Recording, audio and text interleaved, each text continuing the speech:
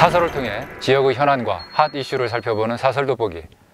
이번에는 부실대학이라는 오명을 쓸 위기에 빠진 향토사학 청주대학교 사태에 관한 겁니다.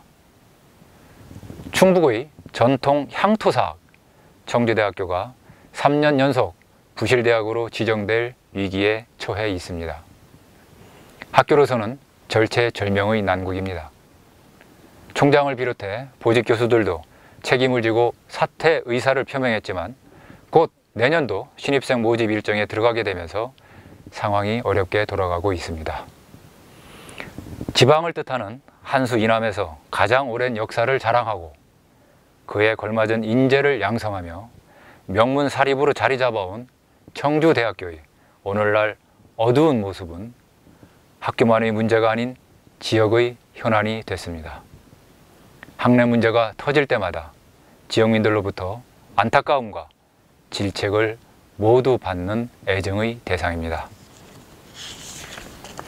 그러나 학내 문제를 놓고 구성원 간 누적된 불만과 갈등, 대립은 쉬 수그러들지 않았고 급기야 2014년 8월 정부 재정 지원 제한 대학이라는 불명예스러운 평가를 계기로 거세게 분출됐습니다. 이후 학교 측과 학생, 교수, 직원, 동문 등이 비상대책위원회를 구성하면서 서로를 불신하고 고소, 고발로 이어지는 법정 다툼을 벌이며 오늘에 이르렀습니다. 이 부실대학 판정은 학내 구성원 누구 하나에만 책임을 물을 사안이 아닙니다.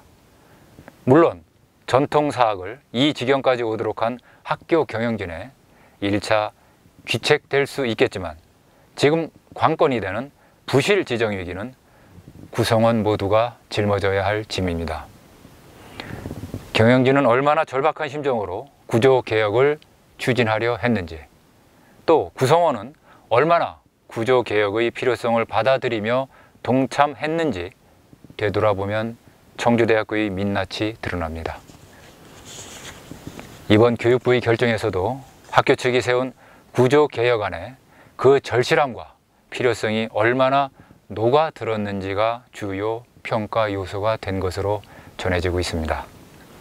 학교가 살기 위해 학교 통폐합 같은 뼈를 깎는 개혁이 요구됐음에도 구성원 간 이해와 반목이 맞물려 전체 학과의 정원을 2~3명씩 획일적으로 줄이는 안일한 대책이 제출됐습니다. 누이 좋고 매부 좋은 식으로 한순간 위기만 넘기려 했습니다.